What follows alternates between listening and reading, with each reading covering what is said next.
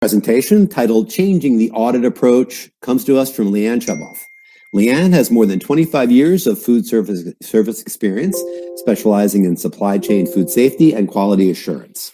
Currently, she's the Vice President of Technical Affairs for the Safe Quality Food SQF Institute, responsible for the technical elements of the SQF program, including the development, maintenance, and technical support of the SQF code and supporting materials. LeAnn previously worked for the National Restaurant Association Solutions as the Director of Science and Regulatory Relations. In this role, she was responsible for the technical accuracy of the Safe Serve food safety program and developed program and services on food safety and food defense to fit with all segments of the restaurant industry. LeAnn has also worked for Long John Silver's and Boston Market in corporate quality assurance, where she developed food safety and vendor approval programs. LeAnn graduated from Iowa State University with a BS in food science and is active with many organizations, including GFSI, the Conference for Food Protection, and the International Association for Food Protection. She sits on several committees in an effort to enhance policy and develop programs for the industry to help protect public health. And with that, take it away, LeAnn. All righty. Thank you so much. And thank you very much for inviting me to talk to you all today. And present something that we've been working on at our organization and changing the audit approach. So I appreciate the invitation. My goal today is to talk to you about a concept that we've been working on at SQF, where I work at the Safe Quality Food Institute. And what I want to provide you with is kind of an overview of what we're currently, the different approaches to conducting audits right now, and how we go about things, and the different types of audits in our approach. And then I want to present a concept. What can we do differently to change up that audit approach and why? And then summarize with what we can do to improve audit performance altogether. So again, it's kind of just a concept that we've been piloting and training, and it's something that sites can do, any site, whether I'm in food or whether you're in food or any other quality or any other type of approach. So it's something that I want to share with you conceptually what we're doing and some of the pros and cons. But before I begin, I want to give you an idea of who we are and what I do so that you can understand how these audits are being applied. So SQF stands for Safe Quality Food. We are a third-party certification. We're under a product certification, 17065. And so we're a third-party certification program. We're a division of the Food Marketing Institute or FMI. So we're work with retailers and food brands to represent them in the market, whether it's government relations or food safety, labor, that kind of stuff. So we work with all of our stakeholders on that. But we are a division of that, of the food of FMI, and we focus on developing a standard for food safety that many of our brand owners use. So we come up with the requirements that brand owners need to have in order to have a sound food safety system. We have a farm to fork solution. So we have a program that works on the farm, growing a lettuce all the way through to chopping and dicing the lettuce, bagging it, storing it, shipping it, as well as the manufacturing of that food bag, the bag itself, storage and distribution, all the way to the retail store. So we have truly a farm to fork. You can call it gate to plate, boat to throat, whatever you want to call. We have a solution that will take you from the primary aspect all the way to the finished good at the retail store. And it's a food safety standard. We're around GFSI. So GFSI stands for the Global Food Safety Initiative. And we comply with these minimum requirements, and we're benchmarked to a global standard itself, or a global program itself under GFSI. And we have to follow these minimum requirements. So we have a global approach to this program as well. I'm based in the United States, Chicago. However, we have certificates all over the globe, China, Japan, Australia, Mexico, Canada, etc. So we have certificates all over the globe, and we have product categories. So we have 30 different product categories. So like I said, we have products for primary, but we have growing a lettuce and livestock, as well as aquaculture, all the way to products itself, and how to can soup or box crackers or any of that. So we deal with food safety product certifications, and our auditors are now credentialed to that particular food sector category, meaning you don't have an auditor that understands dairy going into a bakery operation, or even bakery operation going into a food distributor. There are different requirements and expertise needed for each of these industry scopes. So our auditors are credentialed to each of those industry scope, makes us specific to that product certification. And we have a quality code that we also offer. And we use stakeholder input, whether it's the retailer or technical council or any of our working groups, our certification bodies, so, the sites themselves and the public itself that can contribute to our standard. And I say everybody's, even if you don't think I'm in the food business, you're in the food business simply because you eat, and you have a say because you don't want to get sick. So everybody's a stakeholder. Everybody's a stakeholder. Everybody that eats is a stakeholder. And actually, we have a pet food. So even if you own a pet, you're a stakeholder as well. So we came from Australia. That's why Australia is our second global market that we have certificates in. And then the Food Marketing Institute bought us. And, we had several revisions of our code until where we are today. Here we are, registrations by country, so you can get an idea that this just isn't a North American approach. So, like I said, about 70% of our certificates are in the United States, Australia, Canada, Mexico, Japan, and the others that are out there. So our others include China and South Korea, Mexico, or Peru, New Zealand, that kind of stuff. So we have certificates all over the globe, and that's what makes us a popular standard, is that we have a global approach. So when our standard is developed, it's not developed for a particular region, it's developed for food safety. So regardless of where you are, these food safety practices need to be applied. All right, so that gives you an idea of who we are, and because the concept that I'm presenting to you today is based off of what we're doing for food. So it kind of gives you an idea of what we've done as it applies to the food. So I look to see the types of audits that we're currently doing, and I can come up with a better definition than ASQ. So ASQ has a really great definition as to where we are for some of these different types of audits. We have process audits, product audits, and systems audits, right? So and they're done by first party, second party, and third party, with the first party being more of an internal audit. The second party is where the customer performs an audit on a supplier. And then the third party, where you have, like somebody from a regulator is a potentially third party audit, or CB could be that third party audit. So it's how we approach these audits. And like I said, for SQF, we're a third party certification, and that's where what we focus on.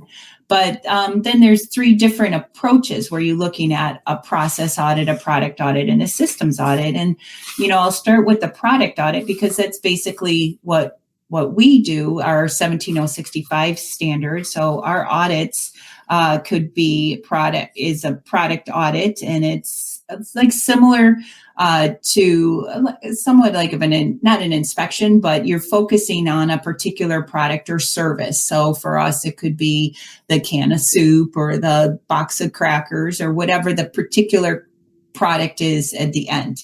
So the focus is on that, and you're looking at specifications and standards and customer requirements to address that product approach.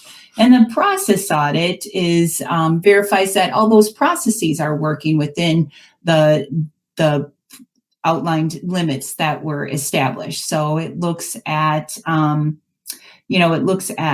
of the operations and those methods in order to determine that they're adhering and conforming to those specific requirements. So one thing to remember about these process audits is that auditing the process isn't really the same as a process is process auditing. So it's really looking at the process itself and the methods and everything. And then you have the system audit, where the system audit is looking at the management itself. It's kind of looking at it holistically. So you're making sure that all the different processes are working together to have the right output. So you have your input, the process itself, and then the output. So these are the different ways that we're currently conducting our audits. So you have these 3 different ways of how we're currently conducting our audits. And one thing that I wanted to do is present to you a concept that we've been working on, and it's called a traceback audit. And this traceback audit is kind of combining all these different types of audits. It's looking at a product approach with a process-based outcome, kind of in a sense, and holistically looking at these systems in a sense. So the way that we developed our traceback is to look at this and using a traceability exercise to trace back a particular product. And it's not just looking at the materials that go into that, but all the systems that go into that particular product. So we're not just looking at just basic, here's the raw materials that were in it, and I can trace them back to this particular supplier and move it forward to this distribution center. But you can look at that day would be selected to look at all the inputs into that. So looking at the system, so your sanitation system or your sanitation process and procedures, as well as internal audit checks and all of that day. So you're not just looking at just specifications or not just looking at products and where they came from, but looking at the specs that made up those products and the SOPs and the work instructions to support that particular traceability. Why we chose it is because what we were finding is that auditors always have, and it might be embedded that it's just a checklist approach, regardless of what process you have in place or how your auditors are trained. And so we were trying to focus on identifying where would we prioritize our audit elements, how could we rearrange the checklist to help the auditors focus on the product and the process, and focus on these key issues that affect product safety, and in some cases, quality itself, and any type of stakeholder concerns. So we wanted to establish procedures to overcome the predictability of the audit. So when auditors come in, they always come in at 8 a.m. They have their opening meeting, and then they, walk around the facility, check documentation. It's very predictable. So we were trying to put some unpredictability into the audit itself without causing too much disruption, like an unannounced audit. So in order to truly check everything, we wanted to put some unpredictability in there. And then also we thought this would be a great way to provide auditors with tools and resources in rearranging that checklist to kind of have a more driven, focused approach. And so that was our goals with the traceability approach that we have.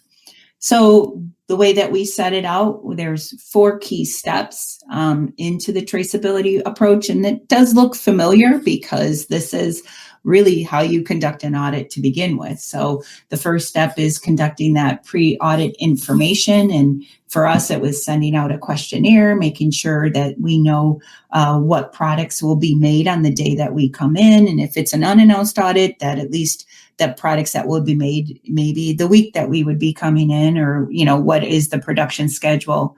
Also confirming the number of lines, the different types of food safety plans associated with that line, getting shift times and availability of staff and all that good stuff that you need to have in order to make sure that you have the right schedule in place when you go into the site itself. So the pre-audit questionnaire is basically just gathering all that information that you need to confirming the scope of certification, et cetera. And then developing the audit plan requirements. And I think for some of us, especially if we're GFSI and you're working with the CB does a lot of this stuff for you, but the auditor should get involved with all this as well. And the CB and the audit are working together for this. But if you're a site just doing this would be an excellent internal audit program. If you're looking to work with within any of the standards that you're working with, or even if you have your own standard, is you can develop this based off and use it as an internal audit plan. So following these steps is really going to be helpful for you as you establish your internal audit plan. But before the audit, you need to make sure that you have all the information that was in the questionnaire. That's what we set it up, and make sure that you have everything that you need. It should include the expected hazards and controls, so like any of the food safety hazards that were identified, making sure that the shifts are there. So if there has to be a pre-op, or if you know that sanitation is working at night, and scheduling to ensure that you are covering all the shifts, and determining what needs to be observed, who needs to be questioned at each of these shifts. So it really all depends on the type of process and product that you're auditing against. And then you're determining your audit duration, because the goal is that you spend more time out on the implementation part than the documentation part. And that's where the traceback activity comes into play, because really the site is doing most of the work when they're gathering the documentation. So you're not looking at months and months and months of records. Instead, you're focusing on a particular product, a particular process. And then, making sure, the plan is set into place and the auditor is there to follow the plan, but there may be some deviations. There might be some extra follow-up on particular risks or hazards that you see. For example, if you see there's issues with pest activity or equipment not being cleaned, then you need to focus on a different area. You need to put more focus on those particular programs that perhaps wasn't in the plan itself. And then obviously, scheduling the audit so that the products and the processes that you're looking at are being run, and that you have the right type of personnel on place, and if you have your pre-operational checks or anything like that. And then conducting the site audit. Again, this is not unfamiliar to anybody who's doing audits, because this is what you normally do when you're doing your audit. You conduct your opening meeting and you do your audit activities, and then you have your report your findings and your closing meetings. We went into a little bit more detail on some of this and conducting the opening meeting and making sure everything's confirmed during that opening meeting. But during this opening meeting, this is where you actually start the traceability exercise, because you're selecting a particular product and a particular date.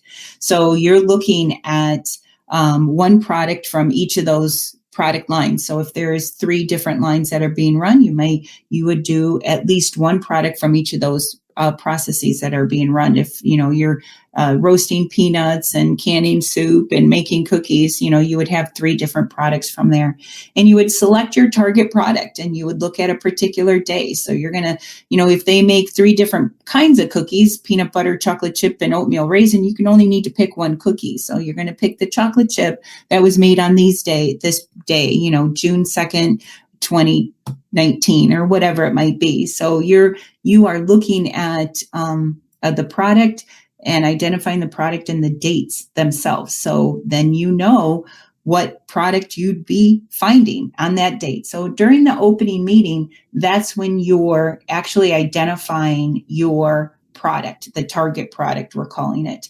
And so that's when you would find the product and the date. And there's ways of looking at it, which ones you want to look at. You could look at a short shelf life or a medium shelf life or a long shelf life, and how far you want to go back.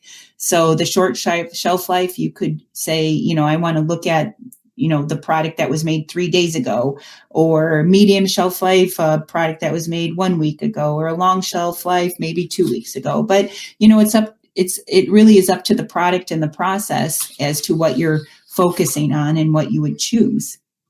And then, make sure that you identify the target dates and the target itself. And so then you give it to the site, And that site now is gathering all the relevant information that they'll need in order to do the traceability exercise. So there is a list of documentation that you want to support that traceability exercise. And that documentation includes the food safety plan and the CCPs for that day. It includes the supplier approval, for those products that were made for that day. It includes any commands that were made. It includes product specifications. It includes the raw and packaging specs and the receivals for those raw and packaging materials that were made for that product. It includes the work instructions for the people that were on that and that were making that product on that line, and the training, the confirmed training for each of those individuals, and it includes the sanitation checks and the and everything that is done that day for that product. So the pre-op, the QA checks for the daily checks for that day, the inspections, specs for that product, all of that information is listed in the documentation that says, this is what I need. So it isn't just simply a traceability exercise to say this product was made with, and I can trace this all the way back to who brought in the raw materials through the line and where the product was shipped. No, it's more than that, because you're truly doing almost an internal audit on one product. This is what product certification is. You're certifying this product. And so you're looking at all the different processes that make up this product and evaluating it to see if it conforms with the standard itself.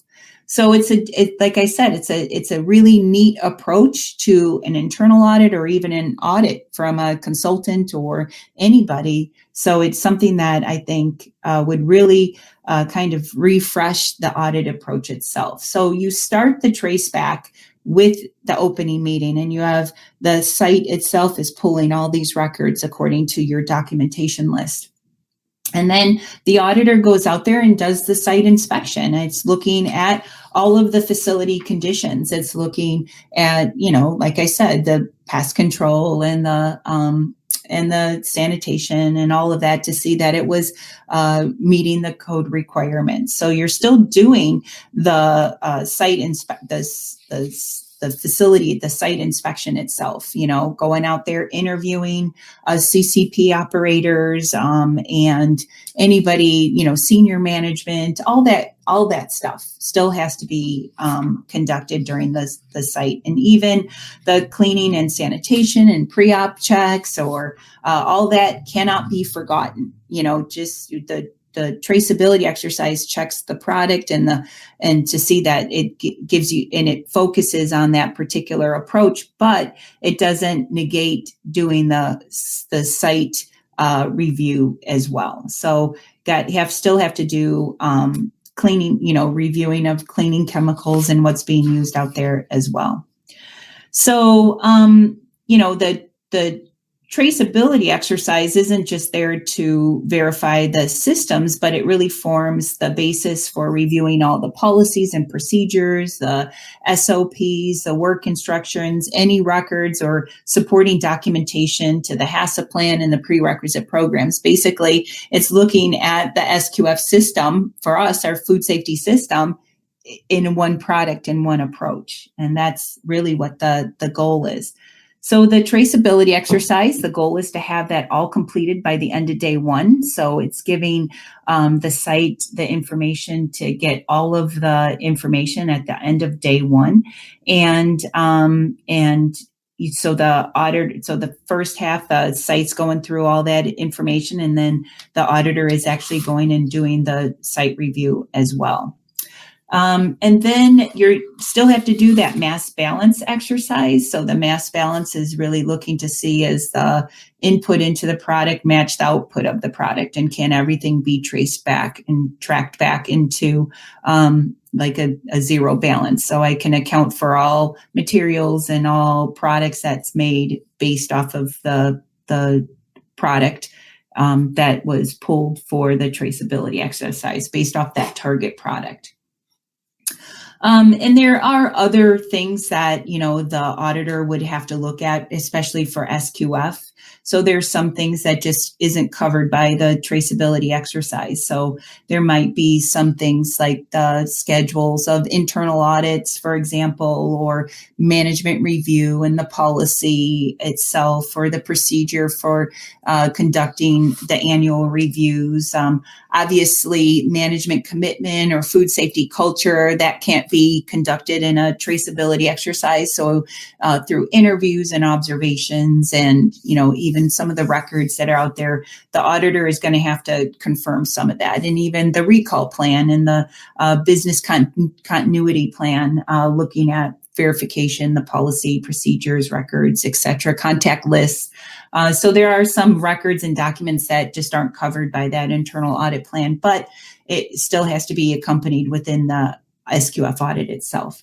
So that's really what the site audit is about. You're looking at going in and doing identifying a target product, having the site pull all the listed documentation that you need in order to support that target product, conducting a mass balance exercise, and still doing the site review, the site inspection or audit or whatever you want to call it, and then looking at everything else that isn't covered by that traceability exercise.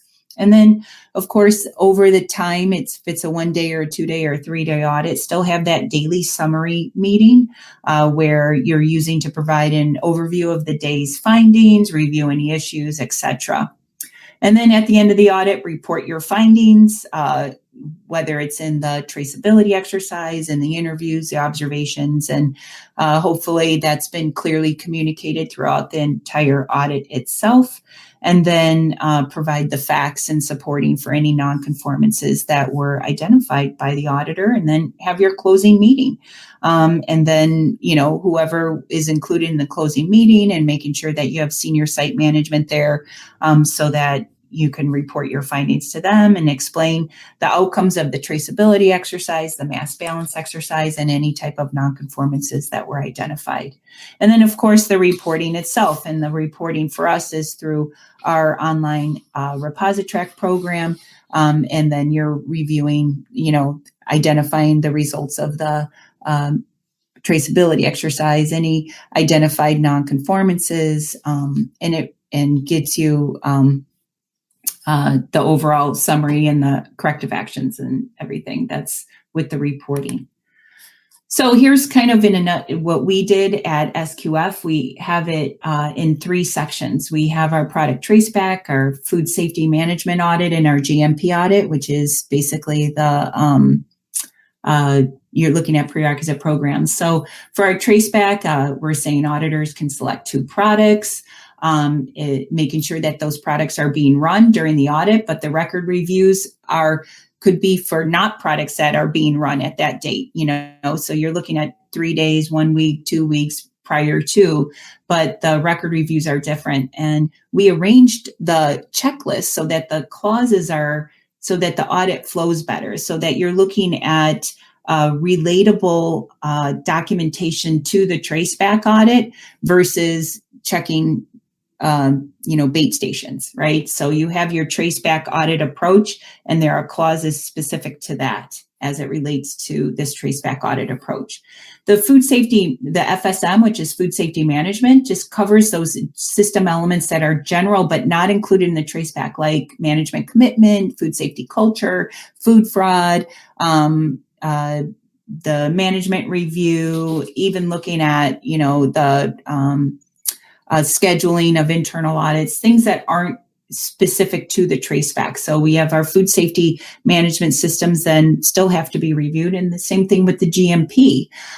So it covers, for us, our GMP is in module 11, but not included in the traceback. So walking around the condition of the facility, equipment, floors, walls, and ceilings.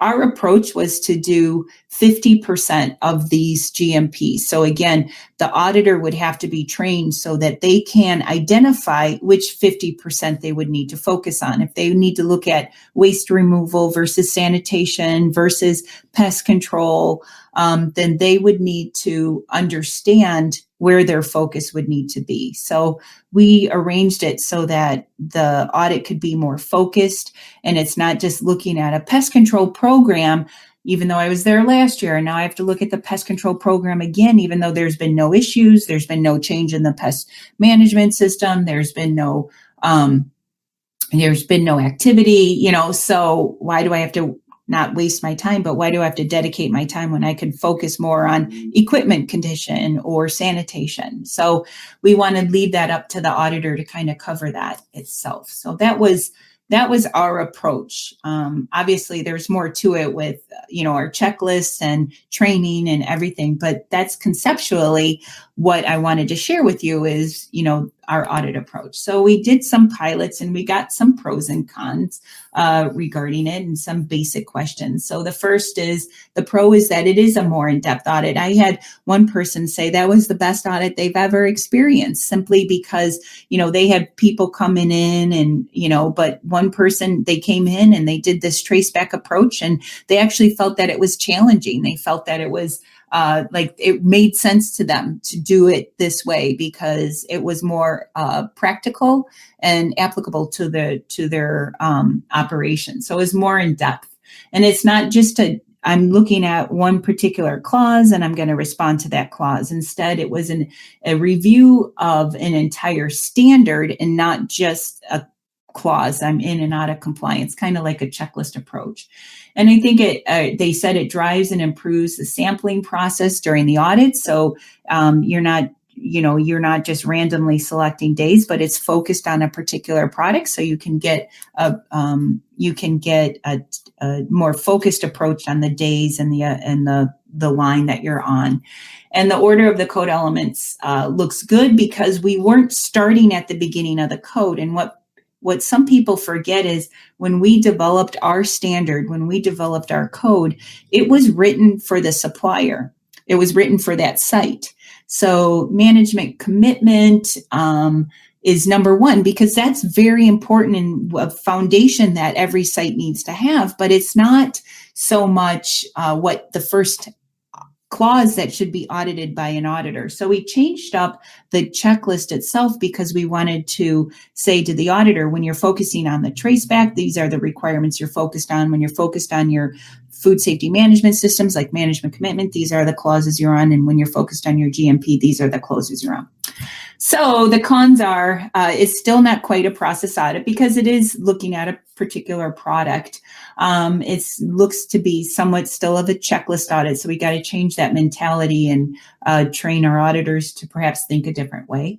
And again, the concern about completing the report, since the different elements are spread throughout the different checklists, as they're used to one particular checklist and where everything is. And now when it's 3 different checklists, then it's kind of, did I finish everything?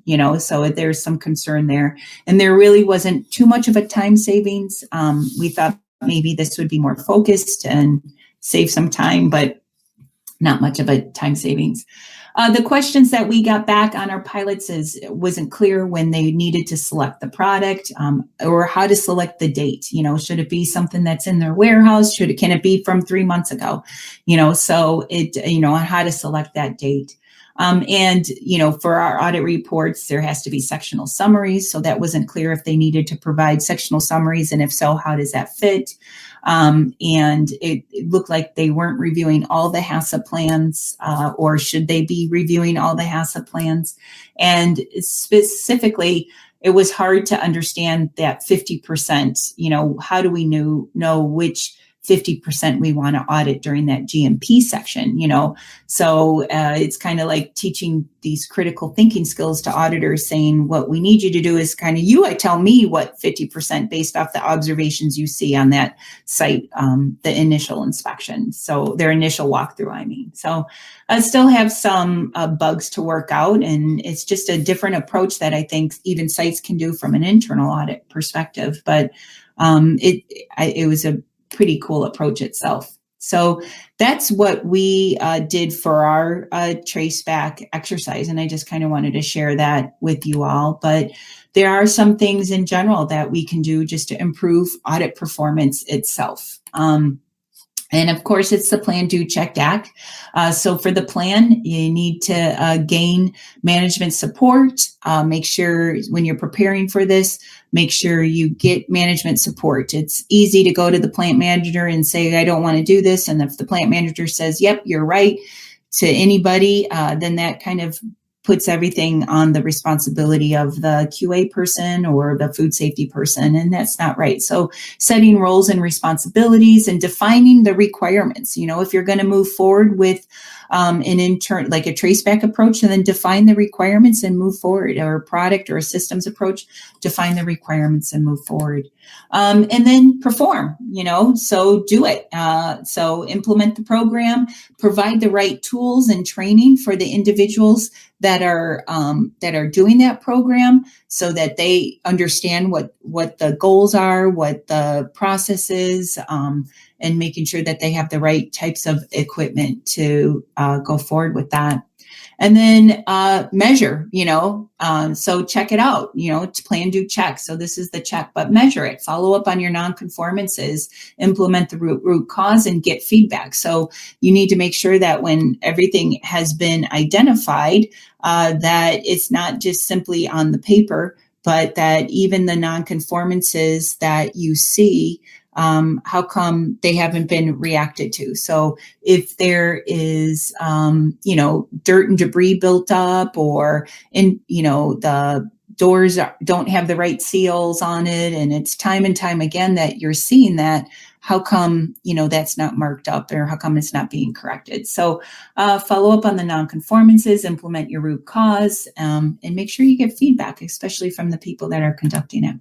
And then improve. I never use a food picture here because I'm from Chicago, like I stated earlier, and 2016, the Cubs won the World Series, and I would use the Cubs in my entire presentation if I could, but one point that I wanted to make of this is that in 2016, before that, Cubs were known as the lovable losers, and they had a mindset that they were the lovable losers, and losers being the key word in there. Well, they changed owners and they changed management, and they changed the culture of that organization to one that we aren't going to be the lovable losers, but to one of predicting and setting the goal for being a champion.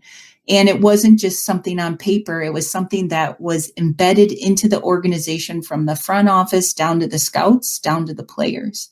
And it was even to the ushers at the ball game. It was to the office staff for ticket holders. It was to everybody who was, we are geared to make a champion. We are focused on having a good experience for each of our guests that come each day. And so the culture of the organization changed. And it was just a demonstration of how that culture could change and change the mindset and get everybody on board in order to drive and build a championship. And that's exactly what happened in 2016. So they needed to look and see what they needed to do in order to build that championship. So just because you finish your audit, you close out your nonconformances, that doesn't mean you're done. There are always opportunities to build continuous improvement and repeat the successes that you have and drive on the opportunities that you've identified. So, I always say food safety is not a destination, it's a journey, and it's always a continuous improvement journey, and one that we can learn from each other. And so that's why I wanted to share with you my traceback approach. I think what traceback does is addresses the entire operation in a practical approach, and something that is meaningful, not just to the auditor, but to the site. If I'm making, crackers, then why not focus on how those crackers are being made? And it evaluates the site holistically. It looks at management systems as well as the product, right? So we're not just focusing on the product, but I'm also looking to see that's not being lost in this approach. I'm still looking at food safety culture and management responsibility. But I think overall what this does is it just changes up the routine to address complacency, right? So we always get into the same rut. If I'm scheduling internal audit, I'm going to do this at this time. And, I know, especially if it's an auditor coming in, I know exactly what the auditor wants for lunch. I know that they have a thing for shoes, and I know that my pest control program needs to be up to snuff. And I know all of those things because I'm used to what this is all about. So if we can go into it in a different way, it might change up the audit, the audit outcomes, and it might be more meaningful for that site, or, for if you're doing it as an internal audit program. So I hope that you got some good information out of my presentation today and changing up the audit approach. No matter what you do, even if it's maybe just doing it for a sample, I think you might get some different audit outcomes. So hopefully, if you do, give me a buzz. I'm at LChuboff at SQFI.com. I'd love to hear your comments and feedbacks on this. So thank you very much for listening to my session today. Have a great day. And thank you, LeAnn Chuboff, for that fine overview of the traceability audit approach within the food sector. And that concludes this presentation.